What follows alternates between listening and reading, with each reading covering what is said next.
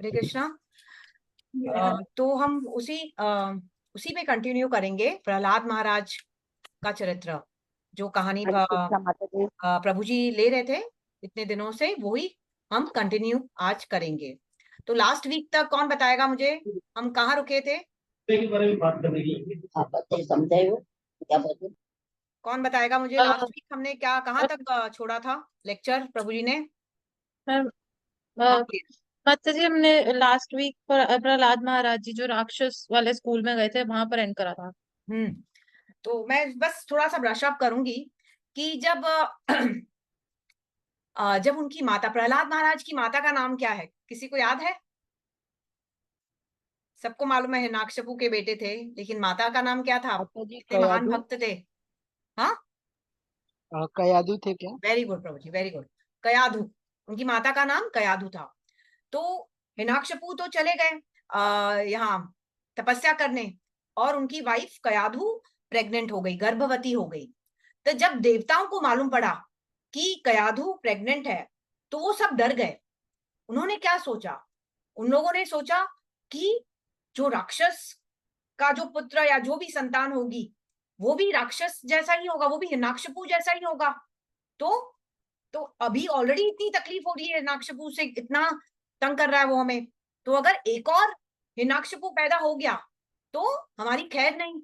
तो ऐसा करते हैं, हम इस शिशु को गर्भ में ही उसकी हत्या कर देते हैं। अब देखा जाए तो ये इतनी गलत बात है, कितनी गलत धारणा है कि गर्भ में ही किसी शिशु का की हत्या करना कितना गलत है। लेकिन यहाँ हम देखते हैं कि देवता केवल अपने स्वार्थ के लिए वो कुछ भी करने को तैयार हैं। तो वो क्या करते हैं, वो कयाधु को उठाकर किडनैप करके अपने स्वर्गलोक ले जाना की कोशिश करते हैं। तो वो जबरदस्ती उसके लेके जा रहे होते हैं, तभी रास्ते में उन्हें नारद मुनि मिलते हैं। और नारद मुनि जब देखते हैं कि ऐसे अत्याचार हो रहा है एक स्त्री के ऊपर, है वो भी एक गर्भवती स्त्री के ऊपर, तो वो देवताओं को रोकते हैं कि ये तुम क्या कर रहे हो, ये क्या अनर्थ कर रहे हो, क्या अपराध कर रहे हो तुम, इसे क्यों लेकर जा रहे हो और इसे क्यों मारना चाह रहे हो?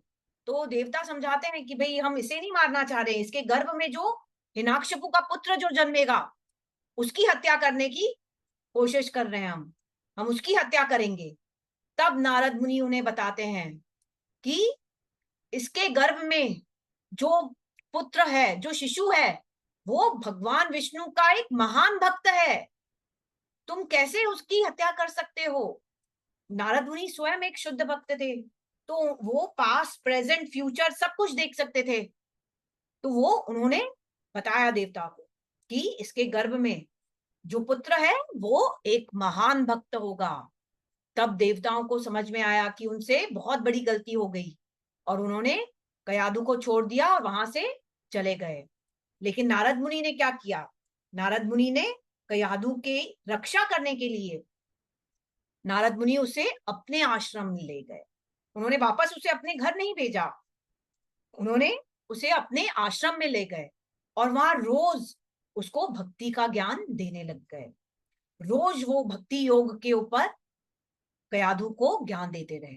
तो जब वो कयाधु को ज्ञान दे रहे थे, तो गर्भ में जो शिशु था, जो प्रहलाद महाराज थे, उन्हें भी सब ज्ञान मिल रहा था। हमने सुना था ना कैसे अभिमन्यु ने अपने माँ के, सुभद्रा के गर्भ में ही पूरा वो सीख लिया था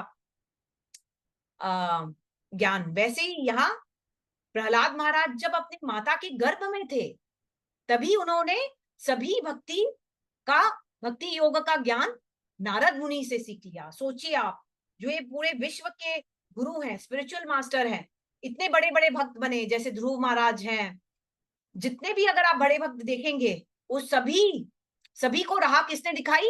नारद मुनि ने। तो यहाँ कभी कभी कयाधु सुनते सुनते सो जाती थी, लेकिन जो शिशु था, जो प्रहलाद महाराज थे गर्भ में, वो बहुत ध्यान पूर्वक सभी बातें सुनते थे नारद मुनि से। अब जब समय बीत गया, हिरण्यकशिपु जब वापस आ गए तपस्या करके, तब उन्हें सब मालूम पड़ा कैसे उनकी पत्नी पर ऐसे अटैक हुआ और कैसे नारद मुनि उन्हें ले गए। तो हिरण्यकशिपु नारद मुनि के आश्रम पहुंचे और उन्होंने नारद मुनि को बहुत ही धन्यवाद किया कि आपने मेरे पुत्र, मतलब ये जो गर्भ में जो बच्चा है उसे और मेरी वाइफ को, दोनों को बचाया, उनकी रक्षा की, तो मैं आपके लिए क्या कर सकता हूँ। मतलब वो बहुत ही प्रसन्न था नारद मुनि से। तभी उनकी वाइफ कयाधु ने हिरण्यकशिपु से कहा कि हमारी मेरी बहुत इच्छा है कि मैं जब तक शिशु को जन्म न दे दूं, बच्चे को जन्म न दे दूं, मैं इधर ही आश्रम में रहना चाहती हूँ। यहाँ बहुत ही अच्छा यहाँ वातावरण है, एकदम शांति का, ज्ञान का, है ना। तो वो बोली तो ठीक है, हिरण्यकशिपु बोले कि ठीक है, तुम्हारी इच्छा है तो तुम इधर रह जाओ। तो वो वहां कुछ समय तक रही। अब कुछ समय बाद प्रहलाद महाराज का जन्म हुआ। इतना सुंदर बालक था, वो इतने सुंदर थे, वो इतने आकर्षित थे, उसे देख देख कर सभी लोग मोहित हो गए। जब हिरण्यकशिपु आया, उसने अपने पुत्र को देखा, तब वो अपने सुंदर पुत्र को देखकर एकदम मोहित हो गया और वो एकदम प्रसन्न हो गया। और उसने नारद मुनि से कहा कि मैं आपका एहसान कभी नहीं भूल सकता, मैं इतना खुश हूं, आप मांगिए, जो आपको मांगना है मुझसे आप मांगिए। और इस बच्चे का भी मैं आपको यह हक देता हूं कि इस बच्चे का नामकरण भी आप ही कीजिए, उन्होंने नारद मुनि से कहा। तो नारद मुनि नारद मुनि तो इतने इंटेलिजेंट है, वो तो चाहते थे कि प्रहलाद महाराज को वो पूरी तरह से भक्ति सिखा दे। तो उन्होंने हिरण्यकशिपु से कहा कि मेरी बहुत इच्छा है कि आप मैं इतना आकर्षित हो गया हूं इस बच्चे से कि मैं चाहता हूं कि आप अपने बच्चे को कुछ समय तक मेरे आश्रम में रहने का मौका दीजिए, प्लीज थोड़े समय तक और समय तक मेरे आश्रम में रहने दीजिए। तो हिरण्यकशिपु बोला ठीक है, अब उसने वचन तो दे दिया था कि मैं, आप जो मांगेंगे मैं दूंगा। तो कुछ समय और नारद मुनि ने प्रहलाद महाराज को रखा और उन्होंने शिशु का नाम रखा प्रहलाद। किसी को मालूम है प्रहलाद का मीनिंग क्या है? प्रहलाद का मीनिंग है कि जो व्यक्ति जो हर क्षण प्रसन्न रहता है, जो हर क्षण प्रसन्न रहता है, उसे कहते हैं प्रहलाद। तो नारद मुनि ने कयाधु और प्रहलाद महाराज दोनों को अपने आश्रम में कुछ और समय रखा, उसे पूरा भक्ति योग का ज्ञान दिया। और जब नारद मुनि को लगा कि अब उसे पूर्ण ज्ञान हो गया है, वो पूरी तरह से भक्त बन गया है, तब उसने प्रहलाद महाराज को वापस अपने पिता के पास भेजा। तो हम देख रहे हैं कि प्रहलाद महाराज जन्म से ही भक्त थे। इसीलिए हम बोलते हैं कि जैसे ही हमें हमें हमारे घर में जो भी बच्चे होते हैं, उन्हें भक्ति का ज्ञान एकदम जब वो छोटे होते हैं ना, तब से ही शुरू कर देना चाहिए। 3-4 साल एकदम शुरू से ही उन्हें ज्ञान देना चाहिए, ताकि वो भक्ति के राह पर चल सके। सभी बच्चों को, नहीं तो बाद में बहुत मुश्किल हो जाता है उनको चेंज करना। शुरू से ही बच्चे को भक्ति का ज्ञान देना चाहिए। तो यह प्रहलाद महाराज इतने महान भक्त हैं कि कहते हैं कि वृंदावन के अगर भक्तों को छोड़ दें हम, उनके बाद सबसे पहला नंबर प्रहलाद महाराज का आता है। वो इतने महान भक्त हैं। अगर हम प्रहलाद महाराज का चरित्र समझ लेंगे तो ही हम भक्त बन पाएंगे, क्योंकि शुद्ध भक्ति तो प्रहलाद महाराज से ही शुरू होती है। तो आचार्यगण कहते हैं कि भगवान के जो सभी अच्छे गुण, भगवान में कोई गुणों की कमी है क्या? सभी अच्छे गुण भगवान में होते हैं। और कहते हैं कि भगवान के सभी अच्छे गुण उनके शुद्ध भक्तों में भी ऑटोमेटिकली आ जाते हैं। तो प्रहलाद महाराज में भी भगवान के सभी अच्छे गुण थे, सभी अच्छे, you name it, we are not going to the details. उनमें सभी अच्छे गुण आ गए, क्योंकि वो एक शुद्ध भक्त थे। तो वो एक नॉर्मल बच्चा नहीं था। एक नॉर्मल बच्चा क्या करता है जब छोटा होता है? तो क्या करता है नॉर्मल बच्चा? वो सिर्फ खेल कूद में ही लगा रहता है, खाता रहता है, पीता रहता है और कुछ नहीं करता, माँ बाप के साथ रहता है। लेकिन यहाँ हम देखते हैं कि जो प्रहलाद महाराज थे, वो हमेशा भगवान का स्मरण करते रहते थे। वो नॉर्मल बच्चों के जैसे नहीं रहते थे, वो पूरे समय कृष्ण का ध्यान करते रहते थे, कृष्ण का चिंतन करते रहते थे, पूरे समय समाधि में रहते थे। वो इतना ज्यादा ध्यान करते थे कि उन्हें उनकी जो नॉर्मल एक्टिविटीज थे, जैसे खाना है, पीना है, सोना है, इन चीजों का तो होश ही नहीं था। जिस प्रकार एक छोटे बच्चे का सभी काम उसकी माता करती है, हम देखते हैं ना, जो बालक एकदम गोद में होता है, उसका खाना पीना, सोना, नहलाना सब कौन करता है? माता ऑटोमेटिकली करती है ना, बिना उसके कुछ बोले हुए। वैसे ही प्रहलाद महाराज के सभी काम गोविंद करते थे। कौन करते थे? भगवान गोविंद करते थे। उनका कैसे खा रहे हैं, पी रहे हैं, उनको होश ही नहीं रहता था। सब काम उनका गोविंद करते थे। और हमेशा प्रहलाद महाराज को ऐसा प्रतीत होता था, ऐसा लगता था कि गोविंद मुझे आलिंगन करके रखे हैं। कैसा लगता था उन्हें? कि भगवान उन्हें एम्ब्रेस करके रखे हैं, द लॉर्ड इज एम्ब्रेसिंग मी। उनको ऐसा ही फीलिंग होता था पूरे टाइम। वो कभी एक क्षण भी भगवान को भूलते नहीं थे। ऐसा अपने साथ होता है? अपना उल्टा होता है कि ऐसा एक क्षण भी नहीं होता, माला करते समय भी भगवान याद नहीं आते। बाकी नॉर्मल चीजें तो छोड़ो, बाकी पूरे टाइम अपने ही भौतिक कामों में लगे रहते हैं। हम एक क्षण भी भगवान को याद नहीं करते हैं। और वहां प्रहलाद महाराज एक क्षण भी भगवान को भूल नहीं पाते थे। अगर उनको लगता कि भगवान मुझसे दूर हो गए हैं, गोविंद मुझसे दूर हो गए हैं, अगर ऐसा लगता तो वो जोर जोर से रोने लगते। अगर उन्हें ऐसा लगता कि भगवान मुझे आलिंगन कर रखे हैं, तो वो जोर जोर से हंसने लगते। कभी कभी वो इतने तन्मय हो जाते भगवान में कि वो जोर जोर से नाचते लगते, गाने लगते। उनको यह संसार का होश ही नहीं रहता था, वो इतने भगवान में तन्मय रहते थे, पूरे टाइम भगवान का ही स्मरण करते रहते थे। अब वो वापस जब आए नारद मुनि के यहाँ से, तब वो 5-6 साल के बालक थे। तब उनका शिक्षण शुरू करना था। तो हिरण्याकशिपु जो थे वो एक असुर थे, और असुरों का के जो गुरु कौन थे? शुक्राचार्य। तो जब भी हमें कोई शिक्षा लेनी होती है, एडुकेशन लेना होता है, तो हमें गुरु के पास जाना होता है ना? तो उस समय जो शुक्राचार्य, जो असुरों के गुरु थे, वो हिमालय गए थे तपस्या करने, वो वहां नहीं थे। इसीलिए हिरण्याकशिपु ने शुक्राचार्य के जो 2 पुत्र थे, संड और अमरक, उनके पास प्रहलाद महाराज को शिक्षा के लिए भेजा। अब प्रहलाद महाराज तो राजा के पुत्र थे, तो उनको शिक्षा भी उस हिसाब से देनी थी।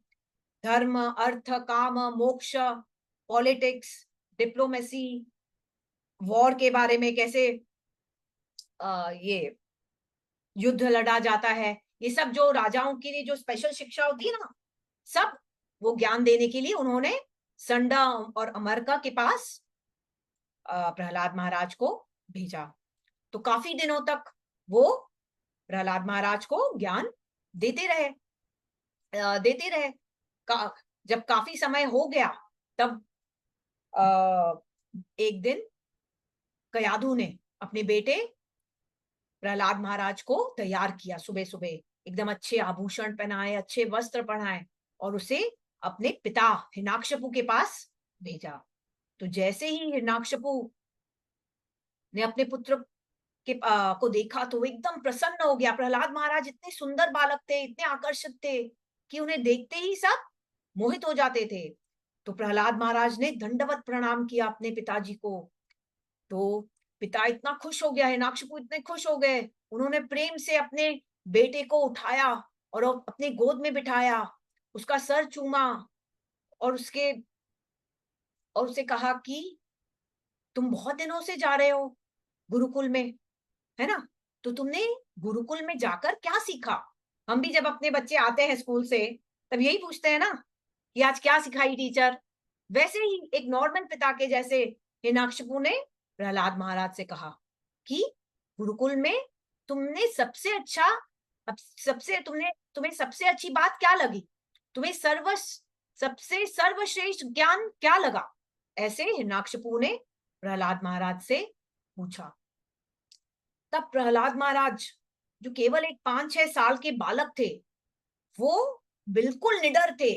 उस समय तो पूरा विश्व, पूरा ब्रह्मांड, सिर्फ ब्रह्मा, विष्णु और महेश को छोड़कर सभी देवी देवता, सभी किन्नर सिद्ध, जो भी योनि के लोग थे, सभी असुर, सभी हिरण्याकशिपु से थरथर कांपते थे। वो इतने डरते थे हिरण्याकशिपु से कि वो थरथर कांपते थे। लेकिन प्रहलाद महाराज, क्योंकि वो एक शुद्ध भक्त थे, वो बिल्कुल निडर थे, वो अभय थे। जो शुद्ध भक्त होता है उसे हर जगह कृष्ण दिखते हैं, इसलिए क्योंकि उसे हर हर जगह कृष्ण दिखते हैं, इसलिए वो अभय होता है, वो एकदम निडर होता है। तो यहां हम देखते हैं कि प्रहलाद महाराज भी एकदम निडर होते हैं। तो यहाँ आचार्यगण कहते हैं कि जब हम हरे कृष्ण महामंत्र का जाप करते हैं, कोई भी, आज से अगर आपने कोई नया डिवोटी भी हो एकदम, लेकिन वो हरे कृष्ण महामंत्र का जाप करता है, तब कृष्ण देखते हैं कि देखो ये व्यक्ति मेरा नाम ले रहा है, मेरा मंत्र का जाप कर रहा है। इसलिए कृष्ण सोचते हैं कि अब से मुझे इस व्यक्ति की रक्षा करनी होगी। ऐसे भगवान सोचते हैं। आप सोचिए, जैसे ही हम हरे कृष्ण महामंत्र का जाप करते हैं तो हमें वो XXX प्रोटेक्शन मिल जाता है कृष्ण से। ऐसा नहीं है कि आपको बहुत आप बड़े भक्त बन जाओगे तब भगवान आपको प्रोटेक्शन देंगे। The moment you start chanting the Hare Krishna mahamantra religiously, faithfully, भगवान आपको, आपकी रक्षा करते हैं। भगवान सोचते हैं कि ये बंदा मेरा नाम ले रहा है, मैं इसके लिए क्या कर सकता हूं, अभी मुझे इसकी रक्षा करनी होगी। ऐसे कृष्ण सोचते हैं और अपने सभी भक्तों की रक्षा करते हैं भगवान। वैसे ही प्रहलाद महाराज एकदम बिल्कुल भी चिंता नहीं कर रहे थे, वो तो एकदम निडर थे। तो उन्होंने अपने पिता से क्या कहा? उन्होंने अपने पिता से कहा, एक minute, I will read it out properly. ओ असुरों में श्रेष्ठ, असुरों के राजा, मैंने अपने गुरु से सीखा है कि यह गृहस्थ आश्रम एक कुएं के समान है, एक अंधे और गहरे कुएं के समान है, जिसमें एक बार गिरने से बाहर निकलना बहुत मुश्किल हो जाता है। जो लोग अपने शरीर को सत्य मानते हैं वे हमेशा चिंता में रहते हैं। इसीलिए आपको यह गृहस्थ आश्रम छोड़कर वन में चले जाना चाहिए और हरि का आश्रय लेना चाहिए। अभी हम ये पूरा डिस्कस करेंगे पार्ट्स एंड छोटे छोटे पार्ट्स में क्या बोल रहे हैं। तो सबसे पहले प्रहलाद महाराज क्या बोल रहे हैं, उनकी हिम्मत देखिए कि आप असुरों में श्रेष्ठ हैं। अपने पिता को वो क्या बुला रहा है कि आप असुरों के में श्रेष्ठ हैं। ऐसे जनरली कोई बुलाता नहीं है अपने पिता को, लेकिन क्योंकि प्रहलाद महाराज एकदम निडर थे, इसीलिए वो अपने पिता को ऐसे संबोधित कर रहे हैं। और क्या बोल रहे हैं कि मैंने अपने गुरु से सुना है। These words are the most important words in this full paragraph. वो प्रहलाद महाराज वो ही बात बोल रहे हैं जो उन्होंने अपने गुरु नारद मुनि से सुना था। इसका क्या मतलब है? इसका ये मतलब है कि वो अपने मन से कोई बात नहीं बोल रहे हैं, अपने मन से कोई इंटरप्रिटेशन नहीं कर रहे हैं, अपना ओपिनियन नहीं दे रहे हैं। आप समझ रहे हैं? आज अगर मैं इधर बैठी हूं, लेक्चर दे रही हूं, और अगर मैंने अपने मन की बात की, मेरा ओपिनियन आपको दिया, मेरा इंटरप्रिटेशन आपको सुनाया, तो मैं बिल्कुल गलत होंगी। मुझे आपको वही सुनाना है जो मैंने अपने गुरु से सीखा है, या मैंने जो भगवत गीता भागवतम से पढ़ा है, वही मुझे आपके सामने रिपीट करना चाहिए। नहीं तो जो भी कुछ मैं बोलूंगी वो गलत होगा। इसीलिए हमें हमेशा कोई भी ज्ञान के लिए, अगर आपको कोई भी पढ़ना भी होता है, मेडिकल करना है, इंजीनियरिंग करना है, आप गुरु के पास तो जाते हैं ना, टीचर के पास जाते हैं, स्कूल कॉलेज में एनरोल होते हैं, जरूरी है। आप ये नहीं बोल सकते कि नहीं मैं टेक्स्ट बुक्स पढ़ लूंगा, ये बड़े बड़े इंजीनियरिंग डॉक्टरिंग में आप ऐसा नहीं बोल सकते कि हाँ मैं घर में बैठकर पढ़ लूंगी, किताबें पढ़ लूंगी और उससे मैं पढ़ सब ज्ञान मिल जाएगा मुझे। आध्यात्मिक ज्ञान में तो बिल्कुल ये पॉसिबल नहीं है। भगवत गीता तो बहुत सारी मिल रही है मार्केट में, कोई भी कुछ भी पढ़ सकता है, लेकिन सभी भगवत गीता ऑथराइज्ड मोनोफाइड नहीं होती, क्योंकि कुछ कुछ भगवत गीता में लोगों ने, जो राइटर ने अपने इंटरप्रिटेशंस लिखे हैं, अपने ओपिनियंस लिखे हैं। लेकिन यहाँ श्रील प्रभुपाद ने लिखा है Bhagavad Gita as it is, Bhagavad Gita यथारूप। इसका क्या मतलब है? प्रभुपाद ने वही लिखा है जो उनके गुरु या आचार्यों ने उनको बताया है, अपने मन से कुछ नहीं ऐड किया है। वैसे ही यहाँ प्रहलाद महाराज बोल रहे हैं अपने पिता को कि मैं आपको वही बात बता रहा हूं जो मैंने अपने गुरु से सीखी है। आप लोग समझ रहे हैं? तो क्या बोलते हैं प्रहलाद महाराज कि यह गृहस्थ आश्रम एक कुएं के समान है, एक अंधे और गहरे कुएं के समान है। सबको मालूम है कुआं कितना डीप हो सकता है ना? अगर एक बार आप अंधे एकदम डीप गहरे कुएं में अगर गिर गए तो क्या बाहर निकलना आसान है? कोई आपकी आवाज ही नहीं सुन पाएगा, आप अपने आप से बाहर निकल पाओगे? वैसे ही ये जो गृहस्थ आश्रम है, यहाँ जो हम सब बैठे हैं सभी गृहस्थी लेकर बैठे हैं, सभी गृहस्थ आश्रम में है। तो हम सभी गृहस्थ, लेकिन इस गृहस्थ आश्रम में अगर हम एंटर कर गए तो हम इसमें से बाहर निकलना बहुत बहुत कठिन है। क्यों? क्योंकि आदमी को अपने सभी परिवार वालों से, अपनी पति पत्नी बच्चों माँ बाप सभी से, पिता माता सभी से मोह हो जाता है, और ये मोह छोड़ना ऑलमोस्ट इम्पॉसिबल है। ये अटैचमेंट जो होता है हमें हमारे परिवारजनों से, इज इट इजी? इसको छोड़ना मुश्किल है कि आसान है? कौन बताएगा? बहुत आसान मुश्किल। नहीं है। बहुत मुश्किल है, बहुत मुश्किल है माता जी। बहुत मुश्किल है माता। ये कलयुग में तो ऑलमोस्ट इम्पॉसिबल है, क्योंकि हमें वो ट्रेनिंग नहीं मिली है। तो वो बोल रहे हैं कि जो गृहस्थ में होता है आदमी, वो चाहे कुछ भी हो जाए, वो अपने परिवार को छोड़कर कहाँ नहीं जाना चाहता है। हर बार हम आपको पूछते हैं भाई आपने माला की, ये किया, वो, अब वो आप क्या बोलते हैं? नहीं मैं बिजी था, मैं इसमें बिजी था, मैं अपने बच्चों के उसमें बिजी था, मेरे माता पिता की तबीयत खराब थी, मेरा ये हो गया, मेरा वो हो गया। आपको समय मिलता है? किसी को नहीं मिलता। तो यहाँ एक कहानी मैं बताती हूँ आपको।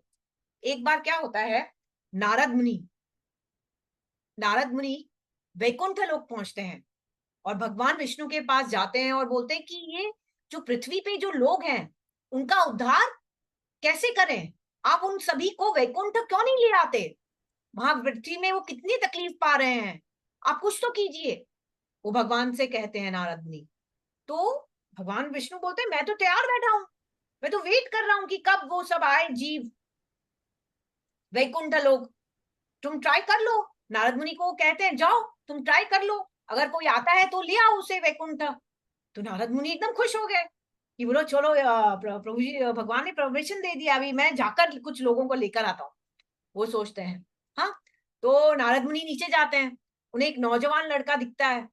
तो नारद मुनि उसे समझाते हैं, बोलते हैं कि चलो मैं वैकुंठ से आया हूँ, मैं नारद मुनि हूँ, और भगवान के कहने पे मैं तुम्हें वापस वैकुंठ लोक ले चलूंगा। वहां सब ये इतना ऐशो आराम है, सब सुख सुविधा है, सब कुछ है, तुम्हें सब कुछ मिलेगा, तुम बस मेरे साथ चलो।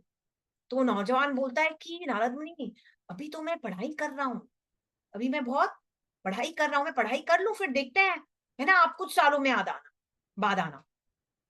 नारद मुनि अचंभा हो गए, वो आश्चर्यचकित हो गए, क्या ये तो, मैं तो उसे वैकुंठ लेकर जाना है, लेके जा रहा था, वो भी किसी बिना की कोई कंडीशंस के, तो भी वो जाने को तैयार नहीं है। तो नारद मुनि जी फिर 2-3 साल बाद आए, तब उसी लड़के के पास गए, बोले कि चलो ठीक है, अब तो 2-3 साल हो गए, अब तो पढ़ाई हो गई होगी तुम्हारी। बोले लेकिन अभी तो मैं जॉब में भी अभी लगा हूं, मैं अभी तो मुझे जॉब में सक्सेसफुल होना है, पैसे कमाने हैं, अभी मैं नहीं जा सकता, अब 2-3 साल बाद आइए। फिर 2-3 साल बाद आए नारद मुनि, तब वो बोल रहा है कि अभी तो मेरी शादी हुई है, अभी अभी मैं कैसे मेरी पत्नी को छोड़कर ले जा सकता हूँ अभी वैकुंठ? आप ऐसे कीजिए, थोड़े साल, कुछ सालों बाद आइएगा। कुछ साल बाद नारद मुनि आए, बोले कि अभी तो मेरे बच्चे हैं, मुझे बच्चों का पालन पोषण करना है, माँ बाप की सेवा करनी है, घर बनाना है, मैं अभी आपके साथ नहीं आ सकता वैकुंठ लोक। ऐसे करते करते वो हर बार बहाने देता गया। एंड में जब वो वृद्ध हो गया, तब नारद मुनि बोले कि अब तो तू वृद्ध हो गया, अब तो चल, अब क्या काम करना है तुझे। तब वो वृद्ध आदमी बोलता है कि मेरे बेटे तो कुछ काम के नहीं है, वो कुछ, ये जो मैंने इतनी धन राशि इकट्ठा की है वो कुछ संभालते नहीं है, अभी भी मुझे उनके लिए संभालना पड़ता है, वो कुछ देखते नहीं है, मेरे को उनका ही पास ही रहना पड़ेगा, मैं नहीं जा सकता वैकुंठ। अब नारद मुनि चले गए। अब जब 3-4 साल बाद आए उसी घर में, तब वो ढूंढे कि भाई वो व्यक्ति कहाँ गया, वो व्यक्ति तो नहीं दिख रहा इधर। तब उसको, नारद मुनि को समझ में आया कि वो व्यक्ति का, वो आदमी मर गया है ना।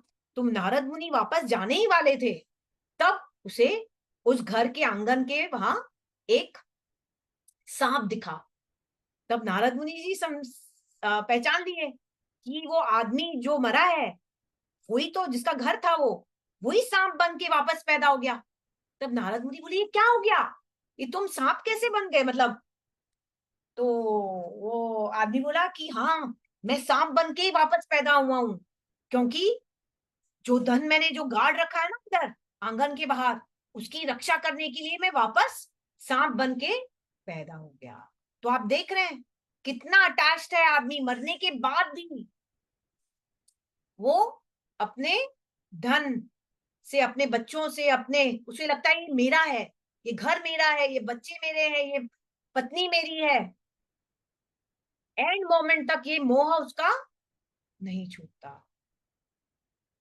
इसीलिए हम बोलते हैं कि यह गृहस्थ आश्रम क्या है, कुएं के समान है, जिसमें अगर हम गिर गए तो हम वापस नहीं निकल पाएंगे।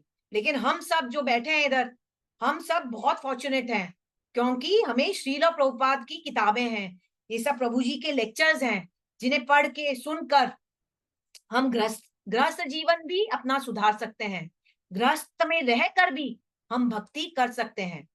हमें यह अवसर मिला है जो हमें बिल्कुल भी छोड़ना नहीं चाहिए।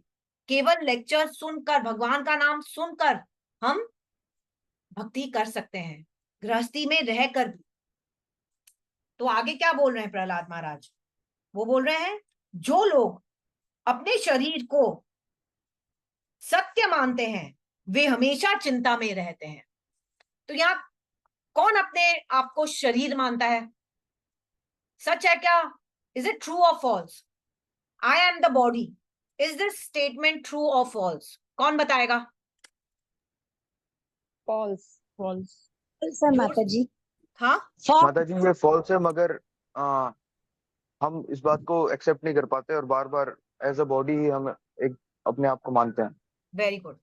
तो यही तो प्रॉब्लम है हम सब में यही प्रॉब्लम है। हम सब सोचते हैं, हम क्या सोचते हैं कि हम ये शरीर है, पूरे दिन इस शरीर के पीछे लगे रहते हैं, खाना पीना, क्रीम लगाना, दवाई लेना, अच्छे से बिस्तर पर सोना, जो भी हम काम कर रहे हैं, आप सब अपना अपना रूटीन देखिए, जो भी काम कर रहे हैं हम केवल शरीर के पीछे कर रहे हैं। कमाने जा रहे हैं तो वो पैसे किसके लिए काम आ रहे हैं, शरीर के लिए काम आ रहे हैं। हम ये सब भूल गए हैं, भारतवर्ष, ये भारत में रहकर भी हम ये सब भूल गए हैं कि हम शरीर नहीं आत्मा है। We are not this body, we are the soul. The soul is eternal but the body is destructible. ये जो आत्मा है वो शाश्वत है, केवल ये शरीर खत्म हो जाता है अंत में। अंत में मृत्यु के समय शरीर, जो आत्मा होती है, वो पुराने शरीर को छोड़कर एक नए शरीर में चली जाती है। लेकिन ये बात हम सब भूल जाते हैं डे टू डे में, बार बार हमें याद दिलाना पड़ता है कि हम शरीर नहीं आत्मा है। शरीर का तो हम ध्यान दे ही रहे हैं, आगे से आगे ध्यान दे रहे हैं, इसीलिए तो इतनी इंद्रिय तृप्ति हो रही है।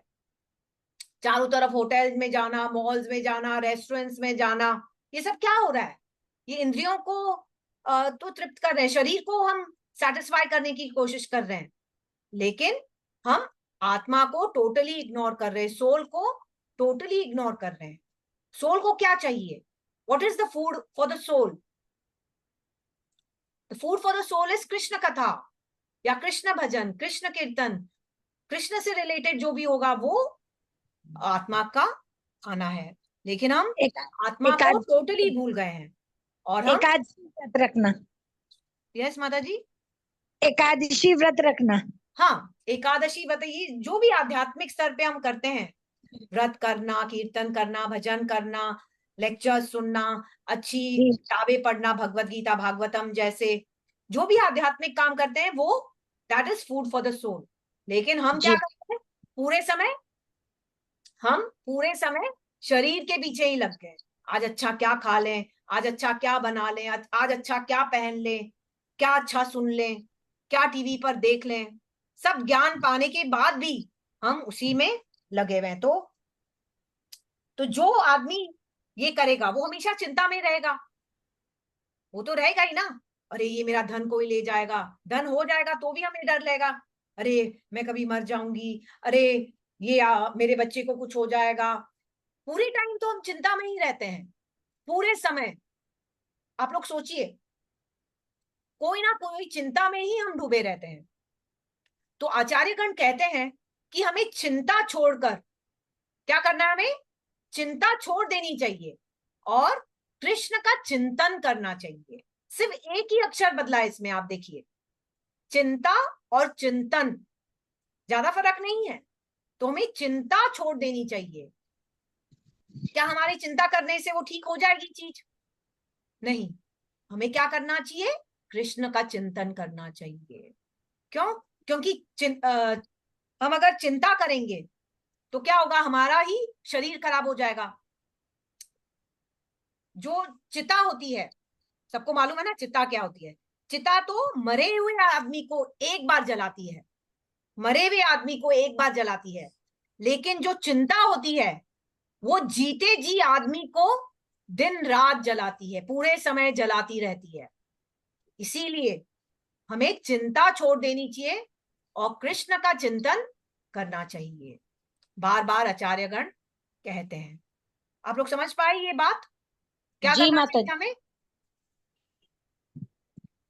चिंता छोड़, चिंता छोड़ के चिंतन, चिंतन करना चाहिए, चिंतन करना चाहिए, भगवान कृष्ण का चिंतन करना चाहिए, है ना?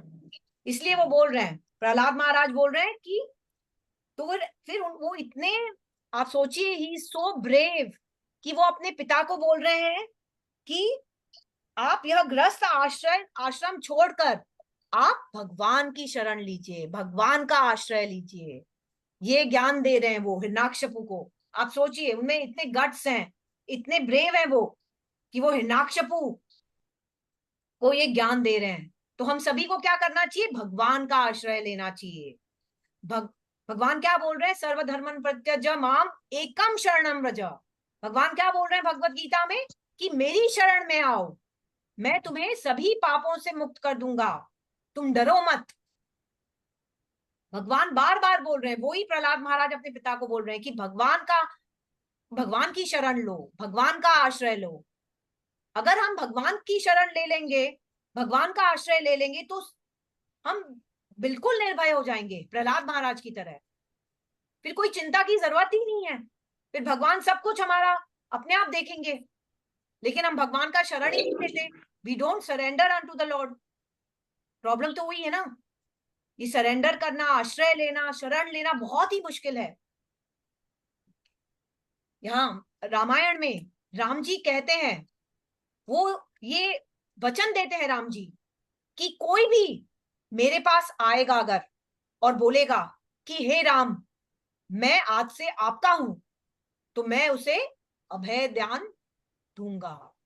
ऐसे राम जी, श्री रामचंद्र कहते हैं रामायण में कि कोई भी, चाहे वो ये भी बोलते हैं कि अगर आज रावण भी, ये तो विभीषण है, अगर आज रावण भी आकर मुझे बोलेगा कि मैं आपका हूं, हे राम मैं आपका हूं, तो मैं उसे अभय दान दूंगा, मैं उसकी रक्षा करूंगा।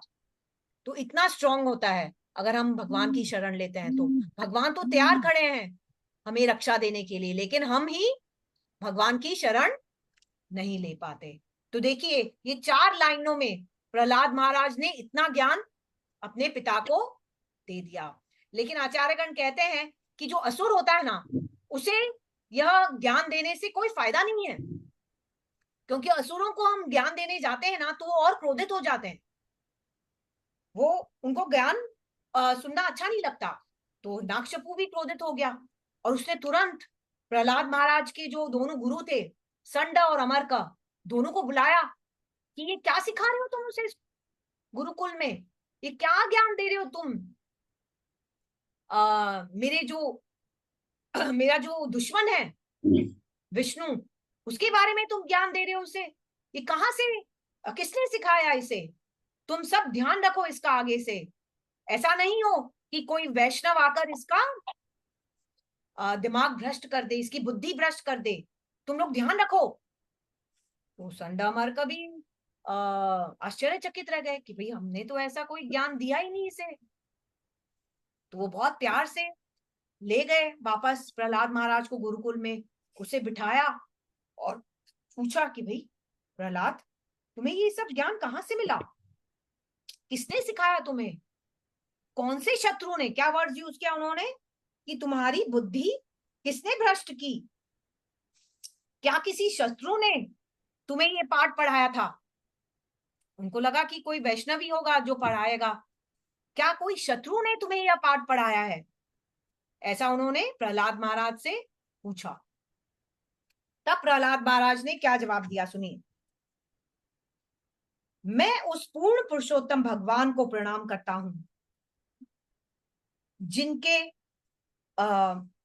जिनके बहर अंगी शक्ति के कारण हम सोचते हैं कि यह मेरा मित्र है और यह मेरा शत्रु है। यह बात मैंने पहले केवल सुनी थी, लेकिन अब मैं यह देख रहा हूं। और वो क्या बोलते हैं, जिस प्रकार लोहा चुंबक से आकर्षित हो जाता है, वैसे ही मेरी चेतना भगवान विष्णु की ओर आकर्षित हो जाती है, इसीलिए मैं स्वतंत्र नहीं हूं। तो ये दो बहुत अच्छी बातें प्रहलाद महाराज बोलते हैं अपने गुरु संड अमर को। सबसे पहले वो क्या बोलते हैं कि मैं भगवान, पूर्ण पुरुषोत्तम भगवान को प्रणाम करता हूं, है ना, जिनकी शक्ति के कारण, बहरंगी शक्ति मतलब एक्सटर्नल एनर्जी, जिनकी शक्ति के कारण हमें ऐसा लगता है कि ये XYZ मेरा शत्रु है या ये ABC मेरा मित्र है। अगर देखा जाए तो ऐसे कौन, आप लोगों को ये बात समझ में आई, आप सबके कोई ना कोई शत्रु या मित्र तो होंगे ही, ऐसा तो है ही नहीं ना। तो प्रहलाद महाराज ऐसे क्यों बोल रहे हैं, कोई बोल सकता है, किसी को कुछ आइडिया है, प्रहलाद महाराज ऐसे क्यों बोल रहे हैं कि हमें लगता है कि यह शत्रु है और यह मित्र है, लेकिन ये सच नहीं है। हाँ बोलिए ना, बोलिए ना माता जी। हरे कृष्णा, सभी लोग हैं क्या नहीं? हाँ माता जी, हेलो। हाँ जोर से बोलिए सुजाता माता जी। हाँ मैं क्या बोल रही थी, वो क्योंकि हिरण्यकश्यपु और जो उनका पूरा था दल बल, वो लोग वैष्णव लोगों को अपना शत्रु समझते थे। हाँ इसके लिए हाँ, तो यहाँ आप, वो तो मैंने बात बताई दी थी, लेकिन वो शत्रु समझते थे, ये तो सच है ही। लेकिन प्रहलाद महाराज ये बोलना चाह रहे हैं कि because of this Maya, you know Maya, everybody has heard the external energy of the Lord, we think that this person is my enemy or this person is my friend, जो सच नहीं है। हम सभी क्या है, हम कौन है? अगर आज मैं आपको ये प्रश्न पूछूंगी तो अभी क्या आंसर होना चाहिए आपका? आत्मा। हम सभी आत्मा है। आत्मा है। आप भी आपके अंदर भी आत्मा और परमात्मा बसे हैं, मेरे अंदर मैं भी आत्मा हूं और मेरे में भी परमात्मा बसे हैं। हर एक जीव जो है, एनिमल से लेके प्लांट्स तक, हर एक में हर एक आत्मा है और परमात्मा भी वास कर रहे हैं। तो ऑन द स्पिरिचुअल प्लेटफॉर्म हम सभी आत्मा हैं और हम सभी कृष्ण के अंश हैं। कृष्ण ही पूर्ण पुरुषोत्तम भगवान है और हम सभी कृष्ण के दास हैं। तो this is the common platform. क्या कॉमन प्लेटफॉर्म है? हम सभी कृष्ण के अंश हैं और हम सभी कृष्ण के दास हैं। तो क्या फर्क रहा आप में और मेरे में? हमको वही देखना है। That is the eternal relationship. क्या कॉमन है हम सब में? हम सभी कृष्ण के दास हैं और हम सभी कृष्ण के अंश हैं। इसीलिए आप में और मेरे में कोई फर्क ही नहीं है देखा जाए तो, from the spiritual point of view.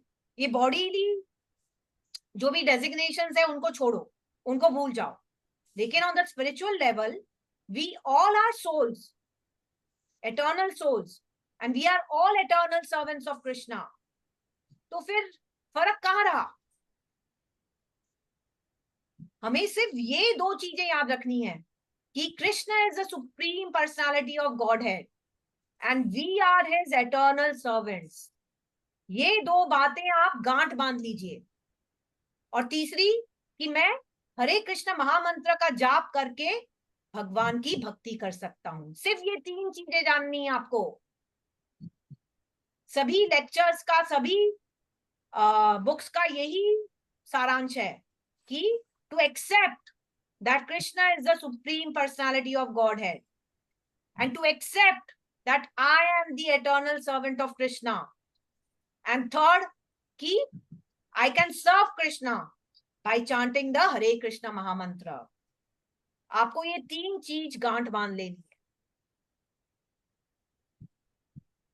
तो यही प्रहलाद महाराज सिखा रहे हैं कि आध्यात्मिक स्तर पर हम सभी एक हैं। इसीलिए हमें कभी भी यह भेदभाव नहीं करना चाहिए कि ये तो मेरा मित्र है और ये तो मेरा शत्रु है। ये सिर्फ सेंस परसेप्शन है। ये माया के कारण हमें लगता है कि ये मेरा मित्र है या ये मेरा शत्रु है। असल में हमारा कोई मित्र ही नहीं है। आचार्यगण कहते हैं क्या कोई भी तकलीफ में क्या हम सोचते हैं कि हमारे मित्र आके मुझे हेल्प करेंगे? अभी कभी ऐसा होता है? एंड में सभी दुख तकलीफ आपको अकेले ही सहनी होती है। केवल कृष्ण ही आकर आपको बचा सकते हैं। केवल कृष्ण ही आपके एकमात्र सुहृत हैं या मित्र हैं। सुहृत का मतलब क्या है? जो आपकी भलाई के बारे में 24 घंटे सोचता है। ऐसा कोई भी इंसान है आपके जीवन में जो आपके भलाई के लिए 24 घंटे सोचता है? ऐसा कोई भी है? मेरे तो नहीं है कोई भी। अपने माँ बाप भी 24 घंटा नहीं सोच सकते बच्चे के बारे में, लेकिन कृष्ण हर एक जीव के लिए 24 घंटा चिंतित रहते हैं कि ये कब वापस आएगा, अपने घर वापस कब आएगा। केवल कृष्ण ही एकमात्र सभी के सुहृत हैं, मित्र हैं। इसीलिए हम सभी को कृष्ण की शरण लेनी चाहिए। We should not have expectations from these so-called material friends.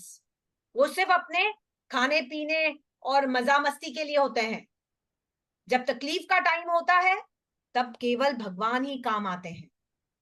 आप देख लीजिए, आपको सबको एक्सपीरियंस हुआ होगा।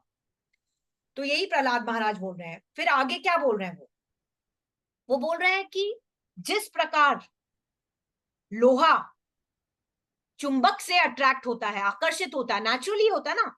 हम लोहे को सिखाते तो है नहीं, उसमें कुछ डालते नहीं है कि भाई जिससे वो मैग्नेट से अट्रैक्ट हो जाए। वो नेचुरली, उसके वो नेचुरल गुण है आयरन में, जिसके कारण वो मैग्नेट से अट्रैक्ट हो जाता है ना। वैसे ही प्रहलाद महाराज बोल रहे हैं कि मैं भी I am naturally attracted to Lord Krishna, I am naturally attracted to Lord Vishnu. मेरे हाथ में कुछ है ही नहीं, मैं अपने आप भगवान कृष्ण के ओर आकर्षित हो रहा हूं। आप बात समझ रहे हैं? नेचुरली अट्रैक्टेड, वो अपने आप से नहीं हो रहे हैं। हम सभी कृष्ण के अंश हैं, हम सभी कृष्ण आत्माएं हैं। इसीलिए हम naturally we are attracted to Krishna. हम सभी में कृष्ण प्रेम कूट कूट के भरा हुआ है हृदय में, लेकिन इस भौतिक संसार में रह रहकर उस पर परत लग गई है और वो प्रेम ढक गया है। और हम सब अभी वही प्रेम को उभारने की कोशिश कर रहे हैं। that Krishna Prem is already there in our heart. We have been born with it. But because of this material world, हम contaminated हो गए हैं. And we have forgotten our relationship with Krishna. So we are trying to revive that relationship with Krishna. जो हम भूल गए हैं. हम भूल गए हमारा क्या संबंध है कृष्ण से. हमें कृष्ण प्रेम पैदा नहीं करना है आपके हृदय में. वो कृष्ण प्रेम ऑलरेडी है. उसे सिर्फ उभारना है. वो सब पापों की जो गठरी बंधी हुई है, जो पापों का मैल कंटामिनेशन भरा हुआ है, वो हटाना है. तो ऑटोमेटिकली कृष्ण प्रेम उभर कर आ जाएगा. तो वही प्रहलाद महाराज बोल रहे हैं कि I am naturally attracted to Krishna. किसी को मालूम है कृष्ण शब्द का मीनिंग क्या है? कौन बताएगा मुझे? माता ये सबको मोहित करने वाला। सबको मोहित करना, वो जो भी अपनी सही है. तरफ यू आर वेरी मच आकर्षण क्लोज. करिए। कोई एग्जैक्ट बताएगा जो भी मैं वर्ड्स यूज कर रही हूँ? माता जी जो अपनी तरफ आकर्षण कर ले। हाँ, आकर्षण। आकर्षित करे. वेरी गुड कृष्ण प्रभु जी. तो the word Krishna itself means one who attracts everyone. आप समझ जो सभी को अपनी ओर आकर्षित कर लेता है. तो यहाँ प्रहलाद महाराज भी naturally he is being attracted towards Krishna. अब ये सब ज्ञान सुनकर तो संड और अमर का फिर से क्रोधित हो जाते हैं. जैसे मैंने बताया ना, असुर लोगों को अगर आप ज्ञान देने जाओ तो वो क्रोध में आ जाएंगे. आपको मालूम पड़ जाएगा. हम कभी भी अपने सर्कल में किसी को ज्ञान की बातें करते हैं तो वो सुनना नहीं चाहते बिल्कुल भी, भगवान से रिलेटेड कोई भी बात. वो क्रोधित हो जाते हैं. तो यहाँ संड और अमर का भी क्रोधित हो गए और उन्होंने बोला कि बंद करो ये तुम्हारा ये सब, और जो हम ज्ञान दे रहे हैं वही सीखो. और बहुत दिनों तक, महीनों तक उन्होंने अपना भौतिक ज्ञान प्रहलाद महाराज को सिखाया. फिर जब उन्हें काफी समय बाद उन्हें ऐसा लगा कि अब तो ये तैयार हो गया है, अब तो इसे, अब ये जा सकता है महाराज के सामने, है नाक्षपू महाराज के सामने, तब वापस कयाधु माता ने सेम वापस हुआ. उन्होंने तैयार किया प्रहलाद महाराज को और उसे अपने पिता के सामने भेजा. सेम चीज वापस वही रिपीट हुई. वो हिरण्याकशिपु ने उसे चूमा, गोद में बिठाया और वही प्रश्न पूछा. हिरण्याकशिपु इतने अच्छे पिता थे कि उन्होंने वही वापस प्रश्न पूछा कि हे बालक, हे प्रहलाद, तुमने अपने गुरुकुल में सबसे अच्छी बात क्या सीखी? सबसे सर्वश्रेष्ठ ज्ञान क्या मिला तुम्हें गुरुकुल में? अब प्रहलाद महाराज ने यह श्लोक पढ़ा जो मैं अभी आपको बताती हूँ पढ़कर. ये जो श्लोक है श्रीमद् भागवतम से है, 7th कैंटो से है. 7th canto 5th chapter 23rd and 24th verse. I'm just telling you for your reference. If you would like to read, बहुत ही बड़ा 7th canto 5th chapter 23rd and 24th verse. I'll just read it. Shri Praharada Uvacha Shravanam Kirtanam Vishnu Smaranam Pada Sevanam Archanam Vandanam Dasyam Sakhyam Atma Nivedanam इति पुंसार्पिता विष्णु भक्तिश्चेन्नव लक्षणा क्रियेत भगवती अधा तन्मन्ये अधितम उत्तमम. Prahlad Maharaj said, hearing and chanting about the transcendental holy name, form, qualities, paraphernalia, and pastimes of Lord Vishnu, remembering them, serving the lotus feet of the Lord, offering the Lord respectful worship with 16 types of paraphernalia, offering prayers to the Lord, becoming his servant, considering the Lord one's best friend, and surrendering everything unto him. In other words, serving him with the body, mind, and words. These 9 processes are accepted as pure devotional service. One who has dedicated his life to the service of Krishna through these 9 methods should be understood to be the most learned person, for he has acquired complete knowledge. ये जो श्लोक है, ये श्लोक इतना important है. In fact आचार्यगण कहते हैं, गुरुजी लोग कहते हैं कि ये श्लोक हमें महीने में एक बार पढ़ना ही चाहिए, ये 23rd और 24th श्लोक। इसका जो परपोर्ट लिखा है श्रीला प्रभुपाद ने, वो इतने सारे 7-8 पेजेस का है, पूरा एक्सप्लेनेशन जो दिया है। मैंने तो सिर्फ ट्रांसलेशन पढ़ा है आपके लिए। परपोर्ट इतना लंबा चौड़ा है, अगर आप देखेंगे तो इसमें प्रहलाद महाराज क्या बोल रहे हैं, वो नवविधि भक्ति के बारे में बोल रहे हैं। नवविधि भक्ति, वो बोल रहे हैं कि जो यह नवविधि भक्ति अपनाएगा वही सबसे उत्तम व्यक्ति होगा, वही एक लर्नर्ड पर्सन होगा, वही बुद्धिमान होगा, वो बोल रहे हैं। तो पूरे नवविधि भक्ति के बारे में बता रहे हैं। इस श्लोक पे, इस श्लोक के आधार पे अपना पूरा इस्कॉन मूवमेंट चल रहा है, आप समझ लीजिए। इसमें पूरा भक्ति का ज्ञान आ जाता है इसी श्लोक में। तो प्रहलाद महाराज अपने गुरुओं को ये ज्ञान दे रहे हैं नवविधि भक्ति का। There are 9 processes of devotional service. भक्ति करने के 9 तरीके हैं। किसी को कुछ याद है? हमने पहले भी डिस्कस किया हुआ है। सब लोग एक एक कोई भी पॉइंट बताइए, जिसको जो याद है बताइए। यहाँ न्यू कमर्स भी है, समझाऊंगी अभी। श्रवणम से शुरू होगा, फिर कीर्तनम, श्रवणम कीर्तनम विष्णु, केवल विष्णु का श्रवण कीर्तनम। फिर थर्ड पाद सेवनम, ठीक है, पाद सेवनम भी एक है। फिर आप बीच में भूल गए स्मरणम। श्रवणम, कीर्तनम, स्मरणम, फिर पाद सेवनम, फिर दास्यम आता है, आगे जाके आता है, लेकिन ठीक है, दास्यम। फिर अभी 4 और बाकी हैं। साख्यम, किशन प्रभु जी, अपेक्षित प्रभु जी, निखर माता जी, बोलिए। माता जी साख्यम, आई कांट हियर यू बेटा। साख्यम, साख्यम, ठीक है, वेरी गुड। हम रोज घर में क्या करते हैं? माता जी दर्शनम, अर्चनम, अर्चनम करते हैं हम घर में, अर्चनम। फिर दास्यम और लास्ट है आत्मनिवेदनम। मैं फिर से कहूंगी, अभी एक एक करके लेते हैं ताकि कंफ्यूजन नहीं हो, क्योंकि यहाँ बहुत सारे न्यू कमर्स भी हैं तो वो सब कंफ्यूज हो जाएंगे। तो these are the 9 processes of devotional service. और हम इनमें से एक भी अपना ले अच्छी तरह से। एक तो आचार्यगण ये नहीं बोल रहे कि 9 के 9 करने हमें।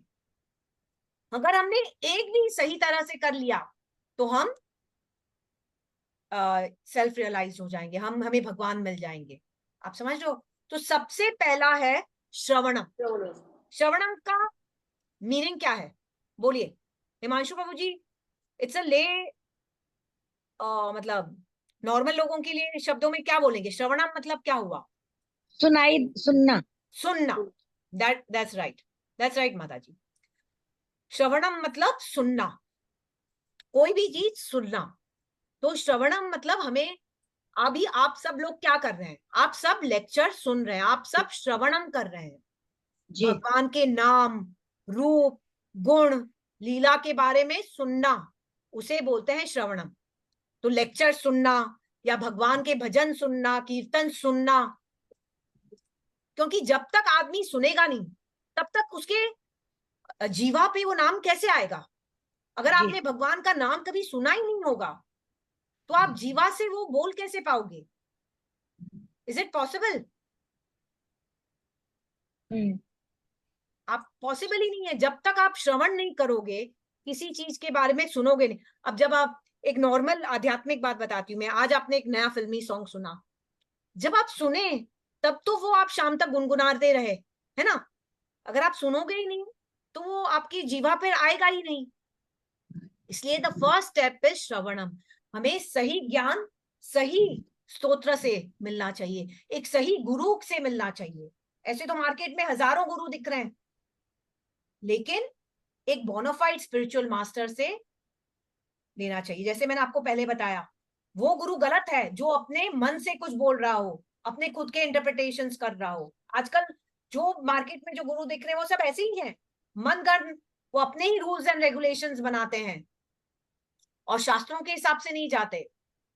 इसीलिए हमें चाहिए कि हम एक सही गुरु के पास जाए जो हमें सही आध्यात्मिक ज्ञान दे सके। और जिनसे हम वो ज्ञान ले सके, श्रवण कर सकते हैं, है ना। जब हम श्रवण करेंगे तो ही तो वो ज्ञान को हम अपने जीवन में उतारेंगे। लेकिन हम आजकल क्या कर रहे हैं, ये लेक्चर में क्या हो रहा है, इस कान से सुनते हैं और इस कान से निकाल देते हैं। इस कॉन का शॉर्ट फॉर्म क्या है मालूम है क्या आप लोगों को? इस कान से सुनना और अगले दूसरे दिन तक तो इस कान से निकल ही जाता है। ये नहीं होना चाहिए।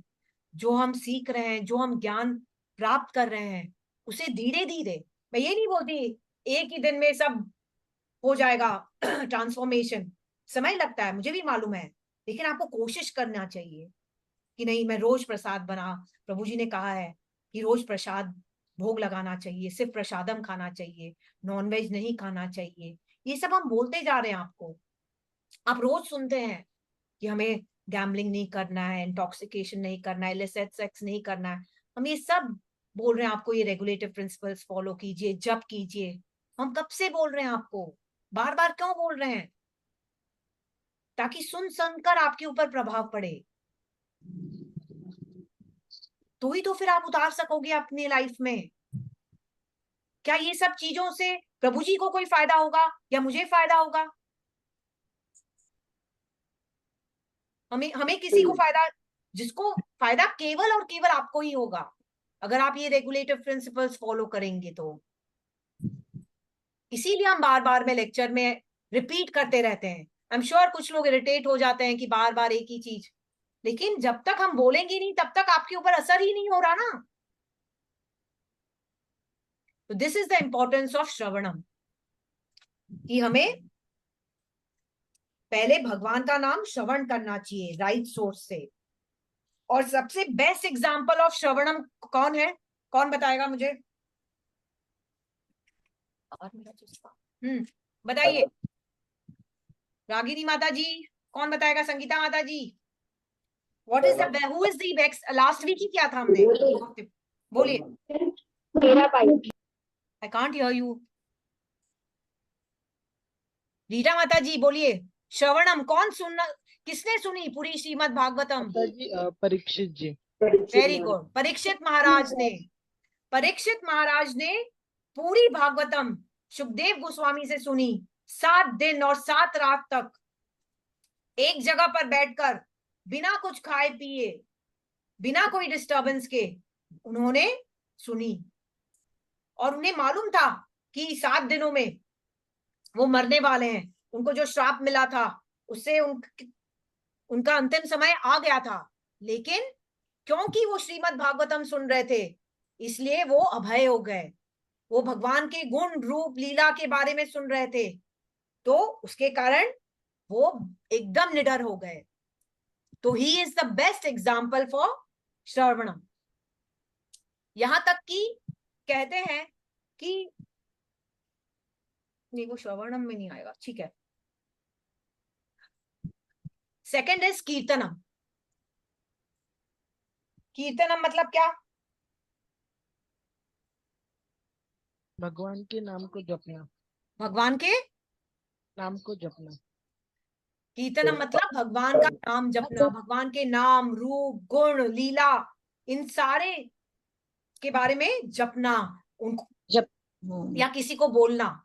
अब मैं क्या कर रही हूं, मैं कीर्तनम कर रही हूं, क्योंकि मैं वो सब बोल रही हूं आपको, भगवान के बारे में बता रही हूं आपको, तो मैं कीर्तनम कर रही हूं। और आप श्रवणम कर रहे हैं, मैं कीर्तनम कर रही हूँ। भगवान का भजन करना, भगवान का संकीर्तन करना, मिलकर अकेले भगवान का जप करना, ये जो हरे कृष्ण महामंत्र का जप कर रहे हैं, वो भी कीर्तनम में ही आता है। तो जब हम सुनते हैं, तब सुनने के बाद हम कीर्तनम कर सकते हैं। अगर श्रवण अच्छा होगा तो कीर्तनम अच्छा होगा। आप समझ लो। तो श्री चैतन्य महाप्रभु स्वयं ये संकीर्तन मूवमेंट चालू करके गए। हर युग में एक अलग मार्ग होता है आत्मा साक्षात्कार के लिए। सब हम यहाँ क्यों बैठे हैं, हम सबको आत्म साक्षात्कार होना है।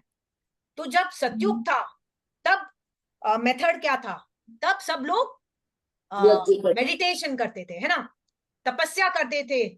ये हिल्स पे, माउंटेन्स पे जाकर सभी ऋषि मुनि तपस्या करते थे। जब त्रेता आया तब सब बड़े बड़े यज्ञ करते थे। जब द्वापर आया तब सब अर्च विग्रह की अर्चना करते थे। लेकिन कलयुग में, कलयुग का युग धर्म क्या है? कलयुग का युग धर्म है संकीर्तन। स्वयं श्री चैतन्य महाप्रभु, आपने नाम सुना होगा, जो भगवान अवतरित हुए थे 500 साल पहले ही भारत में, बंगाल में, वो स्वयं आकर हमें ये ज्ञान देकर गए हैं कि हमें संकीर्तन करना चाहिए। मिलकर, 2-4 जनों मिलकर जोर जोर से भगवान का भजन कीर्तन करना चाहिए, उसे संकीर्तन बोलते हैं। वो कलयुग का युग धर्म है। हरेर नाम हरेर नाम हरेर नामैव केवलम कलौ नस्ति इव नस्ति इव गतिर अन्यथा। वो बोल रहे हैं कि और कोई उपाय नहीं है, और कोई उपाय नहीं है, और कोई उपाय नहीं है, केवल हरिनाम संकीर्तन से ही हमारा उद्धार हो सकता है जी। केवल हरिनाम संकीर्तन से। कोई सोचता है कि मैं ध्यान कर लूं, मेडिटेशन कर लूं, यज्ञ कर लूं, तो उससे नहीं होगा। अब कलयुग में किसी से मेडिटेशन नहीं हो सकता, वो सिर्फ एक्ट होता है, कोई मेडिटेट नहीं कर सकता। 10 सेकंड तो हम ध्यान नहीं रोक सकते कहां भी। मेडिटेट करना ऑलमोस्ट इम्पॉसिबल है, और यज्ञ करना तो और इम्पॉसिबल है, क्योंकि वो सामग्री ही नहीं है, वो ब्राह्मण ही नहीं है जो आपको यज्ञ सही यज्ञ कर सके, जो मंत्र उच्चारण सही कर सके, वो है ही नहीं।